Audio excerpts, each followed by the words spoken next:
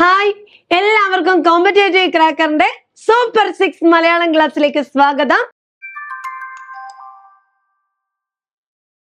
ഞാൻ രേവതി വിജയൻ. എന്താ ഈ സൂപ്പർ 6 അല്ലെ? നിങ്ങൾ കഴിഞ്ഞ ക്ലാസ്സുകളിലൊക്കെ കണ്ടിട്ടുണ്ടാവും. സൂപ്പർ 6 അതായത് PSC പരീക്ഷകളിൽ എപ്പോഴും ആവർത്തിച്ചു വരുന്ന പ്രധാനപ്പെട്ട 6 ചോദ്യങ്ങളുമായി ഞങ്ങൾ നിങ്ങളുടെ മുമ്പിലേക്ക് എത്തുകയാണ്. അപ്പൊ അതുപോലെ തന്നെ അങ്ങനെ സൂപ്പർ 6 ആയിട്ടുള്ള മലയാളത്തിലെ പ്രധാനപ്പെട്ട എല്ലാ പരീക്ഷയ്ക്കും ചോദിക്കുന്ന 6 ചോദ്യങ്ങളെയാണ് ഇന്ന് ഞാൻ നിങ്ങൾക്ക് പരിചയപ്പെടുത്തുന്നത്. അപ്പൊ നമുക്ക് സമയം ഒട്ടും കളയണ്ട അല്ലെ? നോക്കാം. നമുക്ക് മലയാളത്തിലെ ഏറ്റവും പ്രധാനപ്പെട്ട ഒരു ഭാഗമാണ് എന്ത്?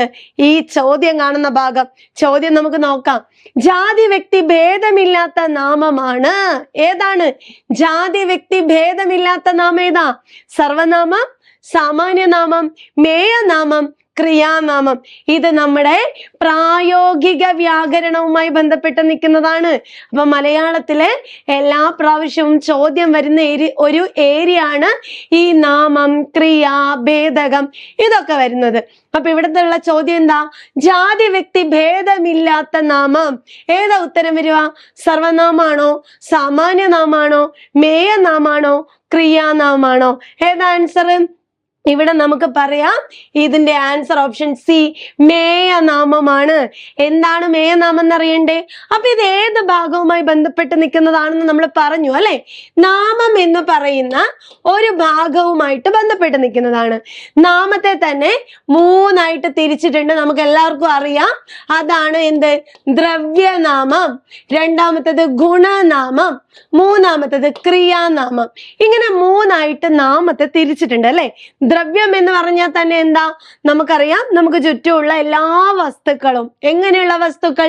ജീവനുള്ളതും ഇല്ലാത്തതുമായ എല്ലാ വസ്തുക്കളെയും നമുക്ക് ദ്രവ്യത്തിനകത്ത് ഉൾപ്പെടുത്താം. ഗുണനാമം, ആ പേര് തന്നെ നമുക്കറിയാം അല്ലെ? അഴക്, നന്മ, ഇതൊക്കെയാണെങ്കിൽ അവിടെ ഗുണനാമായി. ഇനി ക്രിയാനാമാണെങ്കിലോ?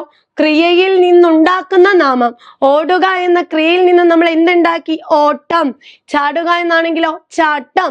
ഇതാണ് ക്രിയാനാമം അല്ലെ? ഈ ദ്രവ്യനാമത്തെ ഇനി വീണ്ടും എന്തായിട്ട് തിരിച്ചിട്ടുണ്ട്? 4 ആയിട്ട് തിരിച്ചിട്ടുണ്ട്. അപ്പൊ നമ്മള് ഓൾറെഡി ദ്രവ്യനാമത്തെ നമ്മൾ പറഞ്ഞല്ലോ. എന്താ? നമുക്ക് ചുറ്റുമുള്ള ജീവനുള്ളതും ഇല്ലാത്തതുമായ എല്ലാ വസ്തുക്കളും ഉൾപ്പെടുന്നു. അതിനകത്ത് നമ്മൾ എന്ത് ചെയ്യുന്നു? ഓരോന്നിനെയും പ്രത്യേക വിഭാഗങ്ങളാക്കി മാറ്റാൻ പോവാണ് അല്ലെ? അതിനാദ്യത്തേതാണ് സംജ്ഞാനാമം. സംജ്ഞ എന്ന് പറഞ്ഞാൽ അതിനർത്ഥം എന്താ? പേരിനെ മാത്രം സൂചിപ്പിക്കുന്നത്.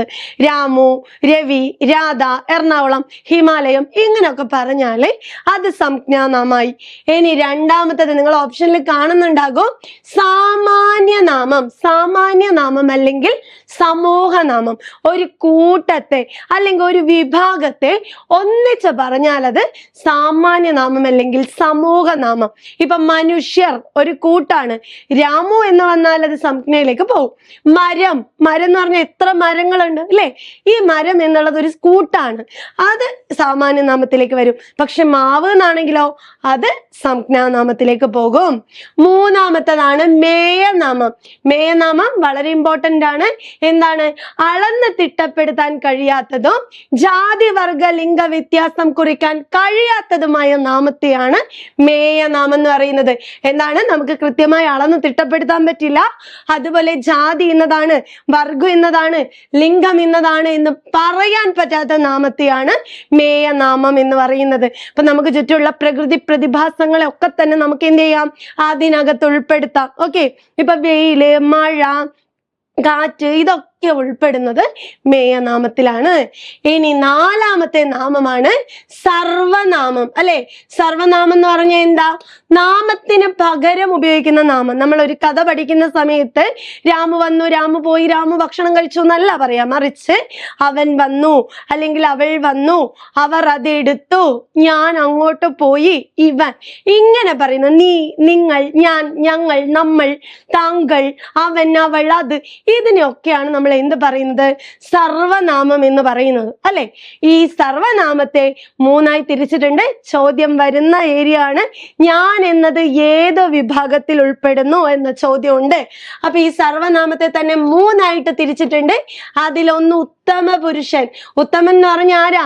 നമ്മൾ എപ്പോഴും പറയല്ലേ, സെൽഫ് ലവ്. എന്താ ഏറ്റവും ശ്രേഷ്ഠനായിട്ടുള്ളത്, ഉത്തമനായിട്ടുള്ളത് എപ്പോഴും ആരാ? ഞാൻ തന്നെയാണ്. അപ്പൊ ഞാൻ, ഞങ്ങൾ, നമ്മൾ, നാം ആണെങ്കിൽ അത് ഉത്തമനാണ്. ഇനി അടുത്തത് മധ്യമനാണെങ്കിലോ? മധ്യമനാരാ? കേൾക്കുന്ന ആൾ. നീ, നിങ്ങൾ, താൻ, താങ്കൾ എന്നാണെങ്കിൽ അത് മധ്യമനാണ്. ഇനി 3ആമത്തത് പ്രഥമ പുരുഷ സർവനാമൻ. പ്രഥമൻ എന്ന് പറഞ്ഞാലോ, ഞാനും നീയും ആരെ കുറിച്ച് പറയുന്നോ അയാളാണ്. അവൻ, അവൾ, അവർ, അത്, ഇങ്ങനെയൊക്കെയാണ് വരുന്നതെങ്കിൽ അതിനാണ് പ്രഥമ പുരുഷ സർവനാമം. ഇത്രേ ഉള്ളൂ നാമം എന്ന് പറയുന്നത്. അപ്പൊ നാമത്തിൽ നിന്നുള്ള ചോദ്യം കണ്ടല്ലോ. വളരെ ഇമ്പോർട്ടന്റ് ആയ ഒരു ഭാഗമാണ്, എളുപ്പത്തിൽ പഠിക്കാൻ പറ്റുന്ന ഒരു ഭാഗമാണ്. ക്ലിയർ ആയെന്ന് വിചാരിക്കുന്നു. ഇനി നമുക്ക് 2ാമത്തെ ചോദ്യത്തെ പരിചയപ്പെടാം. 2ാമത്തെ ക്വസ്റ്റ്യൻ നോക്കാം. ഇതേപോലെ പ്രായോഗിക വ്യാകരണത്തെ റിലേറ്റ് ചെയ്ത് വരുന്ന മറ്റൊരു ചോദ്യമാണ്. പിൻവിനയച്ചത്തിന് ഉദാഹരണം ഏത്? പിൻവിനയച്ചത്തിന് ഉദാഹരണം ചെന്നു പറഞ്ഞു, വരാൻ പറഞ്ഞു, പോയാൽ കാണാം, പോകവേ കണ്ടു. ഏതാ ഇവിടെ പിൻവിനയച്ചത്തിന് ഉദാഹരണം? ഇത് ഏത് ഭാഗവുമായി ബന്ധപ്പെട്ട് നിൽക്കുന്ന ചോദ്യമാണ്? ക്രിയ എന്ന് പറയുന്ന ഭാഗവുമായിട്ട് ബന്ധപ്പെട്ട് നിൽക്കുന്ന ചോദ്യമാണ്. ക്രിയക്കും ഇതുപോലെ തന്നെ പല തിരിവുകളുണ്ട്. ക്രിയയുടെ അർത്ഥത്തിനനുസരിച്ച്, അതിന്റെ വ്യാപാരത്തിനനുസരിച്ച്, അതിന്റെ പ്രവർത്തനങ്ങൾക്കനുസരിച്ച് പലതായിട്ട് തിരിച്ചിട്ടുണ്ട് അല്ലെ. അതിൽ ആദ്യത്തേതാണ് സകർമ്മകമെന്നും അകർമ്മകമെന്നും പറയുന്നത്. നിങ്ങൾ കേട്ടിട്ടുണ്ടാവും സകർമ്മകം, അകർമ്മകം. എന്താ സകർമ്മകം എന്ന് പറഞ്ഞാൽ കർമ്മമുള്ളതാണ് അല്ലെ. എളുപ്പത്തിൽ നമുക്ക് പഠിക്കാം. ഒരു ക്രിയയുടെ അർത്ഥത്തിൽ ഒരു ക്രിയ കേൾക്കുമ്പോൾ അതിനകത്ത് ആരെ, എന്തിനെ എന്നീ ചോദ്യത്തിന് ഉത്തരമുണ്ടെങ്കിൽ അതാണ് സകർമ്മകം. ഇപ്പൊ അടിക്കുക, അപ്പൊ നമ്മൾ എന്ത് ചെയ്യും? ആരെ, ഇല്ലേ? കടിക്കുക, കൊല്ലുക. അപ്പൊ ആരെ, എന്തിനെ എന്നീ ചോദ്യത്തിന് ഉത്തരമുണ്ടോ അത് സകർമ്മകം. അങ്ങനെ ഉത്തരം ഒന്നും കിട്ടാത്ത സാധാരണ ക്രിയ, ഉറങ്ങി, തിളങ്ങി, ഇതിലൊക്കെ ഒരർത്ഥം വരുന്നില്ലല്ലോ. ഇതാണെങ്കിൽ അകർമ്മകം. ഓക്കെ ആണല്ലോ. ഇനി 2ാമത്തെ തിരിവാണ് കേവല ക്രിയ എന്നും പ്രയോജക ക്രിയ എന്നും. കേവലം എന്ന് പറഞ്ഞാൽ എന്താ? കർത്താവ് മറ്റാരുടെയും നിർബന്ധമില്ലാതെ സ്വന്തമായിട്ട് ഇഷ്ടത്തോടു കൂടി ഒരു പ്രവൃത്തി ചെയ്താൽ അത് കേവല ക്രിയ. പഠിക്കുന്നു, തിന്നുന്നു, ഉറങ്ങുന്നു, നടക്കുന്നു, ഇതൊക്കെ കേവലാണ്. പ്രയോജകയാണെങ്കിലോ മറ്റൊരാളുടെ പ്രേരണയിലും നിർബന്ധത്തിലും നടത്തുന്നതാണെങ്കിൽ അത് പ്രയോജക ക്രിയ. പഠിപ്പിക്കുന്നു, ഉറക്കിപ്പിക്കുന്നു, തിന്നിപ്പിക്കുന്നു, ഇതൊക്കെയാണെങ്കിൽ പ്രയോജക ക്രിയ. ഇനി 3ാമത്തേതാണ് മുറ്റുവിന, പറ്റുവിന. ഓക്കെ, മുറ്റുവിന, പറ്റുവിന. മുറ്റുവിന എന്ന് പറഞ്ഞാൽ എന്താ? വിന എന്ന് പറഞ്ഞാൽ ക്രിയ. അപ്പൊ പൂർണ്ണമായി നിൽക്കുന്ന ക്രിയയാണ് മുറ്റുവിന. ചെയ്തു, പറഞ്ഞു, കേട്ടു, കണ്ടു. കണ്ടോ, നമുക്കൊരു ഫുൾ സ്റ്റോപ്പ് അങ്ങ് ഇട്ട് കൊടുക്കാൻ തോന്നും. എന്നാൽ പറ്റുവിന എന്ന് പറഞ്ഞാലോ മറ്റൊന്നിനോട് പറ്റി നിൽക്കുന്ന ക്രിയയാണ് പറ്റുവിന എന്ന് പറയുന്നത് അല്ലെ. മറ്റൊന്നിനോട് പറ്റി നിൽക്കുന്ന ക്രിയയാണ് പറ്റുവിന എന്ന് പറയുന്നത്. ഇങ്ങനെ പറ്റി നിൽക്കുന്ന ക്രിയയെ തന്നെ 2ആയിട്ട് തിരിച്ചിട്ടുണ്ട്. എങ്ങനെയൊക്കെ ഇവ പറ്റി നിൽക്കാം? ഒന്ന് പേരച്ചം എന്നും മറ്റൊന്ന് വിനയച്ചം എന്നും. അപ്പൊ പേരച്ചം, എച്ചം എന്ന് പറഞ്ഞാൽ ക്രിയ എന്നാണ് അർത്ഥം. പേരിനോട് പറ്റി നിൽക്കുന്ന ക്രിയ പേരച്ചം.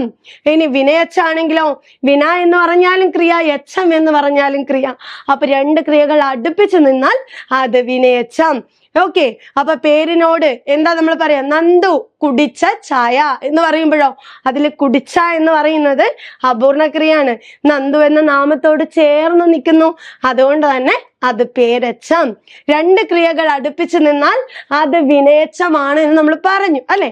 ഈ വിനയച്ചത്തെ വീണ്ടും 5ആയിട്ട് തിരിച്ചിട്ടുണ്ട്. ഏതൊക്കെയാണ്? നമുക്ക് എല്ലാവർക്കും ഫെമിലിയർ ആയിട്ടുള്ള ഒരു ചോദ്യമാണ്.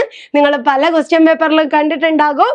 മുൻ, അതുപോലെ പിൻവിനയച്ചം, തൻവിനയച്ചം, നടുവിനയച്ചം, പാക്ഷിക വിനയച്ചം, ഇങ്ങനെ 5ആയിട്ട് തിരിച്ചിട്ടുണ്ട്. ഈ ഒരു ഭാഗത്ത് നിന്ന് വന്നിരിക്കുന്ന ചോദ്യമാണ് ഇപ്പൊ നമ്മൾ കാണുന്നത്. മുൻ വിനയച്ചം എന്ന് പറഞ്ഞാൽ എന്താ? ഭൂതകാലത്തെ സൂചിപ്പിക്കുന്ന വിനയച്ചം. ഇവിടെ ഒരു പ്രത്യയവും ഇല്ല കേട്ടോ. വന്നു, നിന്നു, ചെന്ന് പറഞ്ഞു, പോയി കണ്ടു, അത്രേ ഉള്ളൂ. പിൻവിനേച്ചെന്ന് പറഞ്ഞാലോ പിന്നാലെ വരുന്നത്, ഭാവി കാലത്തെ സൂചിപ്പിക്കുന്നു എന്ന് മാത്രല്ല എല്ലാ പദങ്ങളുടെയും മധ്യത്തിൽ ആരുണ്ടാകും? ആൻ എന്ന പ്രത്യയം ഉണ്ടാകും. തൻവിനേച്ചമാണെങ്കിൽ അവ എന്നും എ എന്നും പ്രത്യയങ്ങൾ ഉണ്ട്. നടുവിനേച്ചമാണെങ്കിലോ ആ, കാ, ഉഘ എന്ന പ്രത്യയങ്ങൾ അവിടെ കേവലമായ ക്രിയാരൂപത്തെ സൂചിപ്പിക്കുന്നു. പറയുക, പറയാ, കാണുക, കേൾക്ക, അങ്ങനെയൊക്കെ വരുന്നതാണ് നടുവിനേച്ചം. ഇനി പാക്ഷിക വിനേച്ചം എന്ന് പറഞ്ഞാലോ ഇൽ, കിൽ, ഉകിൽ പ്രത്യയങ്ങൾ. അതായത് പഠിച്ചാൽ ജയിക്കാം, തന്നാൽ തിന്നാം, കാണുകിൽ പറയാം. മനസ്സിലായില്ലേ? അപ്പൊ ഈ പ്രത്യയങ്ങളെ വെച്ചുകൊണ്ട് സിമ്പിൾ ആയിട്ട് മാർക്ക് വാങ്ങാൻ പറ്റുന്ന മറ്റൊരു ഏരിയയാണ് ക്രിയ. അപ്പൊ ഉത്തരം പറഞ്ഞേ. പിന്നെ എന്ന് പറയുമ്പോൾ ആൻ എന്ന പ്രത്യയത്തെ ഓർക്കുക. എന്താണ് ഉത്തരം വരുന്നത്? ഓപ്ഷൻ ബി ആണ് ആൻസർ ആയിട്ട് വരുന്നത്. സിമ്പിൾ ആണല്ലോ അല്ലെ? ഇനി നമുക്ക് മൂന്നാമത്തെ ചോദ്യം നോക്കാം. ജനങ്ങൾ ഏത് വിഭാഗത്തിൽ പെടുന്നു? മൂന്നാമത്തതും വളരെ ഇമ്പോർട്ടന്റ് ആയിട്ടുള്ള മറ്റൊരു ഭാഗമാണ്. ഇത് ഏതാ? ജനങ്ങൾ എന്ന് പറയുന്നത് ഏത് വിഭാഗത്തിൽ പെടുന്നു? ഏകവചനം, സലിംഗ ബഹുവചനം, അലിംഗ ബഹുവചനം, പൂജക ബഹുവചനം. ഇത് വചനം എന്ന് പറയുന്ന ഒരു ടോപ്പിക് ആണ് അല്ലെ? വചനം എന്ന് പറയുന്ന ഒരു ടോപ്പിക്കുമായിട്ട് ബന്ധപ്പെട്ട് നിൽക്കുന്നു. ഒരു വസ്തു ഒന്നോ അതിലധികമോ എന്ന് സൂചിപ്പിക്കുന്നതാണ് വചനം. വചനം എത്ര തരത്തിലുണ്ട്? നമുക്ക് എല്ലാവർക്കും അറിയാം. ഏകവചനമുണ്ട്, അതുപോലെ ബഹുവചനമുണ്ട്. ഒരു വസ്തുവിനെ സൂചിപ്പിച്ചാൽ ഏകവചനം, ഒന്നിലധികം വസ്തുക്കളാണെങ്കിൽ അത് ബഹുവചനം. ഈ ബഹുവചനത്തെ തന്നെ മൂന്നായിട്ട് തിരിച്ചിട്ടുണ്ട്. ഒന്ന് സലിംഗ ബഹുവചനം, മറ്റൊന്ന് അലിംഗ ബഹുവചനം, മൂന്നാമത്തത് പൂജക ബഹുവചനം. PSC എപ്പോഴും ചോദിക്കുന്ന ഒരു ഏരിയ ആണ് അല്ലെ? സലിംഗ ബഹുവചനം എന്ന് പറഞ്ഞാൽ നമുക്കറിയാം 3 ലിംഗങ്ങളുണ്ട്. ഏതാ? പുല്ലിംഗമുണ്ട്, സ്ത്രീലിംഗമുണ്ട്, നപുംസകലിംഗമുണ്ട്. ഈ 3 ലിംഗത്തെയും വ്യത്യസ്തമാക്കി അവയുടെ ബഹുത്വത്തെ പറഞ്ഞാൽ അത് സലിംഗ ബഹുവചനം. ആൺകുട്ടികൾ, അമ്മമാർ, അതുപോലെ പുഴകൾ, പൂക്കൾ, അതുപോലെ പെൺകുട്ടികൾ, ഇങ്ങനെയൊക്കെ ഓരോ പ്രത്യേക തരമായിട്ട് തിരിച്ചു പറഞ്ഞാൽ അത് സലിംഗ ബഹുവചനം. ഇനി അടുത്തതോ അലിംഗം എന്ന് പറഞ്ഞാൽ ലിംഗത്തെ നിർണയിക്കാൻ പറ്റാത്തത്. ഉദാഹരണം ജനങ്ങൾ എന്ന് പറയുമ്പോൾ അതിനകത്ത് ആരുണ്ട്? സ്ത്രീലിംഗം ഉണ്ട്, പുല്ലിംഗം ഉണ്ട് അല്ലെ? കേരളീയർ, സ്ത്രീയുണ്ട്, പുരുഷന്മാരുണ്ട്. ഇങ്ങനെ പറയുന്ന ലിംഗത്തെ നിർണയിക്കാൻ പറ്റാത്തത് അലിംഗ ബഹുവചനം. ഇനി മൂന്നാമത്തെ ലിംഗം ഏതാ? പൂജക ബഹുവചനം അല്ലെ? നമ്മൾ ഒരാളെ പൂജിക്കുന്നത് എപ്പോഴാ? ബഹുമാനം തോന്നുമ്പോഴാണ് അല്ലെ? ഇങ്ങനെ ഒരു വ്യക്തിയെ ബഹുമാനാർത്ഥം സൂചിപ്പിക്കുന്നതിനെയാണ് പൂജക ബഹുവചനം എന്ന് പറയുന്നത്. എപ്പോഴും ചോദിക്കാറുണ്ടല്ലോ അല്ലെ? പണിക്കർ എന്ന് പറഞ്ഞാൽ എന്താ? ഒരു വ്യക്തിയാണ് അല്ലെ? വൈദ്യർ, ദ്രോണർ, ഭീഷ്മർ, അവർകൾ, നിങ്ങൾ, ഇതൊക്കെ ബഹുമാനാർത്ഥം സൂചിപ്പിക്കുന്നതാണ്. ഇതാണ് പൂജക ബഹുവചനം. അപ്പൊ വളരെ സിമ്പിൾ ആയിട്ട് മാർക്ക് നേടാൻ പറ്റുന്ന മൂന്നാമത്തെ ചോദ്യവും നമ്മൾ പരിചയപ്പെട്ടു. ഇനി നാലാമത്തെ ചോദ്യത്തിലേക്ക് നമുക്ക് പോകാം. നാലാമത്തത് കുറച്ചുകൂടി ബുദ്ധിമുട്ട് തോന്നുന്ന ഒരു ഏരിയ ആണ് അല്ലെ? ഏതാ?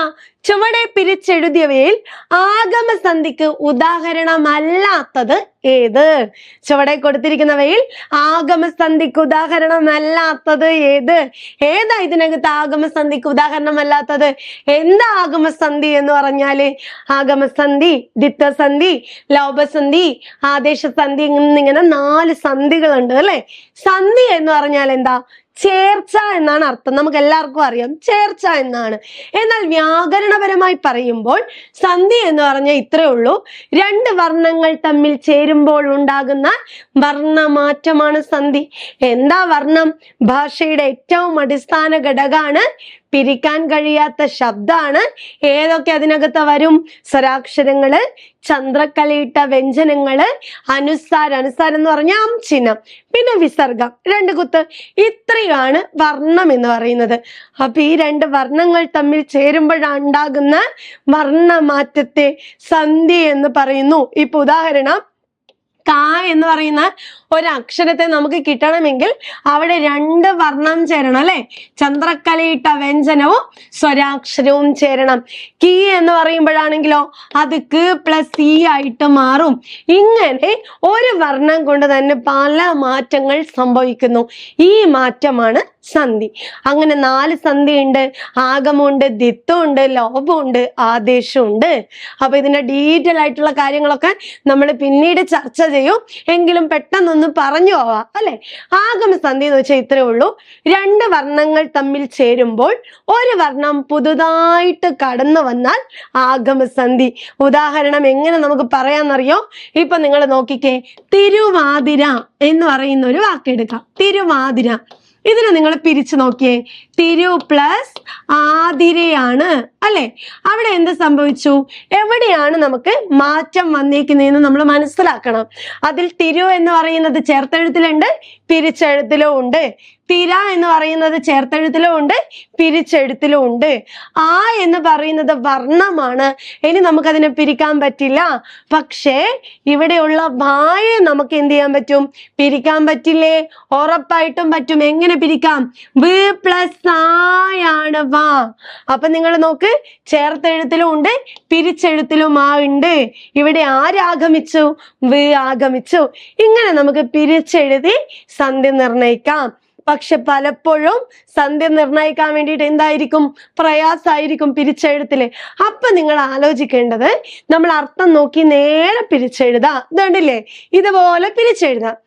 എന്നിട്ട് ആഗമസന്ധിയാണോ കണ്ടുപിടിക്കാനുള്ള ഒരു എളുപ്പ വഴിയുണ്ട്. ഒന്നാമത്തെ എളുപ്പ വഴിയാണ് പ്ലസിന് ശേഷം ഏതാ പ്ലസ്? ഇവിടെയൊക്കെയാണ് പ്ലസ് വരുന്നത്. ചേർത്തെഴുതുന്നതും പിരിച്ചെഴുത്ത് അറിയാലോ. അപ്പൊ നിങ്ങൾ നോക്കേണ്ട കാര്യം ഇത്രേ ഉള്ളൂ. പ്ലസിന് ശേഷം സ്വരാക്ഷരം വരുന്നുണ്ടോ? ചേർത്തെഴുതുമ്പോൾ യാ വാ വരുന്നുണ്ടോ? പ്ലസിന് ശേഷം സ്വരം വരികയോ ചേർത്തെഴുത്തിൽ യാ വാ വരികയും ചെയ്താൽ അതെപ്പോഴും എന്തായിരിക്കും? ആഗമസന്ധി ആയിരിക്കും. നോക്കാം നമുക്ക് ഇവിടെ ഉണ്ടോന്ന്. പ്ലസിന് ശേഷം സ്വരം ഉണ്ട് അല്ലെ. ഇവിടെ പ്ലസിന് ശേഷം സ്വരം ഉണ്ട്. ചേർത്തെഴുത്തിൽ യായോ വായോ വരണം. ഇവിടെ ഓൾറെഡി ഈ ഉണ്ട്.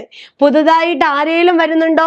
ഇവിടെ ഉള്ള ഈ തന്നെയാണ്, അല്ലാതെ വേറൊരു യായും വായൊന്നും ഇവിടെ വന്നിട്ടില്ല. ഇവിടെ എന്താ സംഭവിച്ചത്? ഈ ആ ഇവിടെ ഉണ്ട്, പോയി ഇവിടെ ഉണ്ട്, ഈ ഇവിടെ ഉണ്ട്, ഇല്ല എന്ന് പറയുന്നത് ഇവിടെ ഉണ്ട്. പക്ഷെ ഈ ഈക്ക് പകരം എവിടെ ഈ വന്നോ? ഇല്ല. അപ്പൊ ഇതെന്താ? ഈ ഇവിടെ ലോപിച്ചു പോയി. അപ്പൊ ഇത് ഏത് സന്ധിയാ? ലോപസന്ധിയാണ്. ഉത്തരം കിട്ടിയല്ലോ. ഇതാണ് ലോപസന്ധി. ഇനി ബാക്കി നോക്കിയേ. ഞാനിപ്പോ പറഞ്ഞ നിയമം നോക്കാം. ചെയ്യുന്നയാൾ. പ്ലസിന് ശേഷം ആരുണ്ട്? സ്വരം ഉണ്ട്. ചേർത്തെഴുതുന്ന സമയത്ത് ആര് വന്നു? യാ വന്നു. അപ്പൊ ഇതാരാ? ആഗമസന്ധിയാണ്. അടുത്തതോ? മീതെ ഇരുന്നു. പ്ലസിന് ശേഷം സ്വരം ഉണ്ട്. ചേർത്തെഴുത്തിൽ ആര് വന്നു? യാ വന്നു. അത് ആഗമസന്ധിയാണ്. വല പ്ലസിൽ. പ്ലസിന് ശേഷം സ്വരം ഉണ്ട്. ചേർത്തെഴുത്തിൽ യാ വന്നു. ഇത് ആഗമസന്ധി. അപ്പൊ ഈ 3 ആഗമസന്ധിയാണ്. ആദ്യത്തേത് എന്താ സംഭവിച്ചേ? പ്ലസിന് ശേഷം സ്വരം ഉണ്ട്, പക്ഷെ ചേർത്തെഴുതുന്ന സമയത്ത് പുതുതായിട്ട് ഒരു യായോ വായോ ഒന്നും വന്നിട്ടില്ല. ഇല്ല യാ തന്നെയാണ് ഉള്ളത്. അപ്പൊ ഒരു യാ ഈ ലോപിച്ചു പോയി, അതുകൊണ്ട് തന്നെ അത് ലോപസന്ധിയാണ്. ഇങ്ങനെ നമുക്ക് എളുപ്പത്തിൽ കണ്ടുപിടിക്കാം. ഇതുപോലൊന്നല്ല, ഇനി ഒരുപാട് ട്രിക്കുകൾ ഉണ്ട്. ദ്വിത്വസന്ധി നമുക്കറിയാം, ഇരട്ടിക്കുന്നതാണെന്നറിയാം. ലോപസന്ധി നിങ്ങൾക്ക് സിമ്പിൾ ആയിട്ട് പിരിച്ചു നോക്കി കണ്ടുപിടിക്കാം.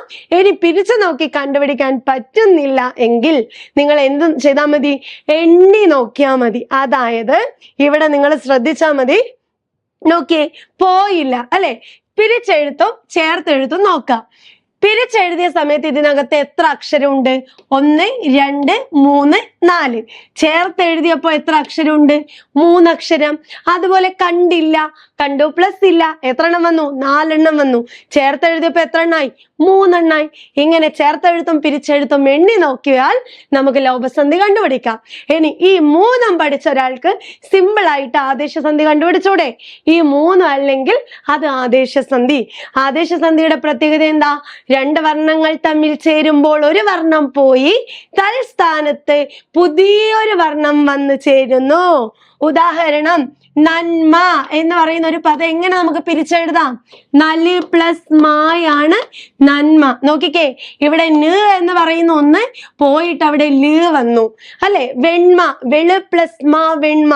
വിണ്ടലം, വിൺ പ്ലസ് തലം. അപ്പൊ ഇത് മൂന്നും പഠിച്ച ആൾക്ക് സിമ്പിൾ ആയിട്ട് ആദേശ സന്ധിയിൽ എത്താൻ പറ്റും. പക്ഷെ ഒരു കാര്യം കൂടിയുണ്ട്, നമ്മുടെ പ്ലസിന് മുമ്പ് ചന്ദ്രക്കലയിട്ട വ്യഞ്ജനമോ അനുസാരം വിസർഗം ചില്ലക്ഷരം വരികയോ ചേർത്തെഴുത്തിൽ അവ കാണാതിരിക്കുകയും ചെയ്താൽ അതെല്ലാം ആദേശസന്ധി ആയിരിക്കും. ഓക്കെ, അപ്പൊ ഇപ്പൊ നമ്മൾ എല്ലാത്തിന്റെ ഒരു ബേസ് ആയിട്ടുള്ള കാര്യങ്ങൾ പഠിച്ചല്ലോ. ഇമ്പോർട്ടന്റ് ആയിട്ടുള്ള ടോപ്പിക് ആണ്. എളുപ്പ വഴിയിലൂടെ മാർക്ക് നേടാം. ഇനി അടുത്തത് 5ാമത്തെ ക്വസ്റ്റ്യൻ ആണ് നമ്മൾ നോക്കുന്നത്.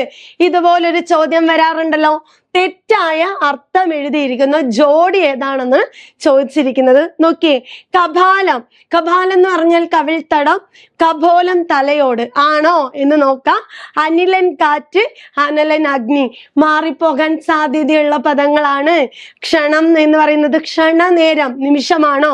ക്ഷണനം കൊലയാണോ? അതിഥി ദേവമാതാവ്, അതിഥി വിരുന്നുകാരൻ. ഇതിലേതാണ് തെറ്റായിട്ടുള്ളതെന്നാണ് ചോദിക്കുന്നത്. നമുക്ക് നോക്കാം. അനിലൻ അനലൻ പലപ്പോഴും PSC പരീക്ഷയ്ക്ക് ചോദിക്കുന്നതാണ്. നമുക്ക് കൺഫ്യൂഷൻ അടിച്ചു പോകുന്നതാണ്, മാറിപ്പോകണ്ട. ഇത് കറക്റ്റാ. അനിലൻ എന്ന് പറഞ്ഞാൽ കാറ്റാണ്, അനലൻ അഗ്നിയാണ്. 2ാമത്തേത് ക്ഷണനേരം എന്ന് പറഞ്ഞാൽ നിമിഷമാണ്, ക്ഷണനം എന്ന് പറഞ്ഞാൽ കൊലയാണ്. പഠിച്ചു വെച്ചോ? കറക്റ്റ് ആണ്. അടുത്തതോ, അതിഥി എന്ന് പറഞ്ഞാൽ ദേവമാതാവ്. വിരുന്നുകാരനാവണമെങ്കിൽ എന്താ സംഭവിക്കുക? തിഥി നോക്കാതെ വരുന്നവൻ, അല്ലെ?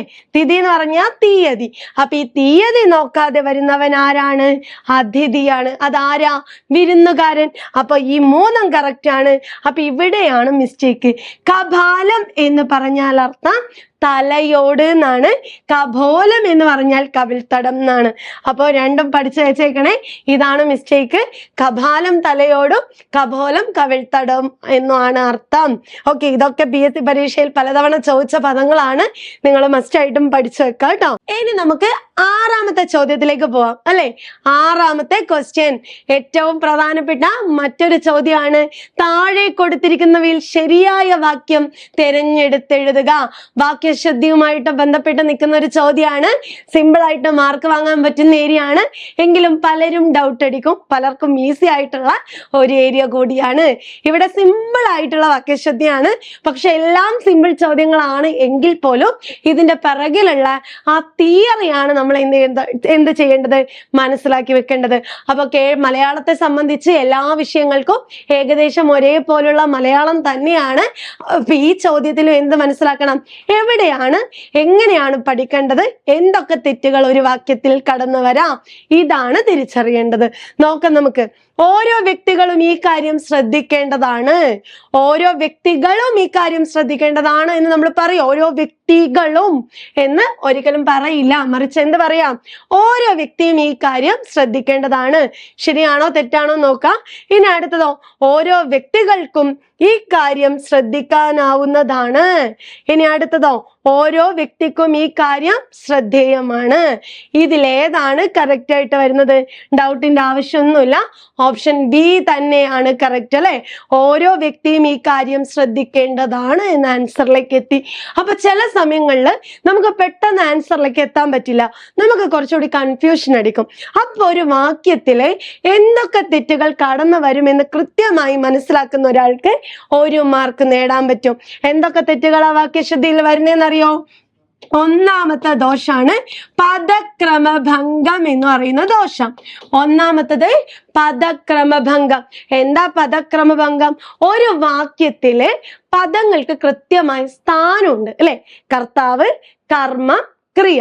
ഈ ഒരു രീതിയിലായിരിക്കണം ഒരു വാക്യം ഉണ്ടാവേണ്ടത്. അതിൽ തെറ്റ് വന്നാൽ അത് പദക്രമഭംഗം. നമുക്കറിയാം, സൂര്യൻ കിഴക്ക് ഉദിച്ചു, അല്ലെ? കിഴക്ക് സൂര്യൻ ഉദിച്ചു എന്ന് പറഞ്ഞാലും ആശയം വ്യക്ത. പക്ഷെ എന്താണ്?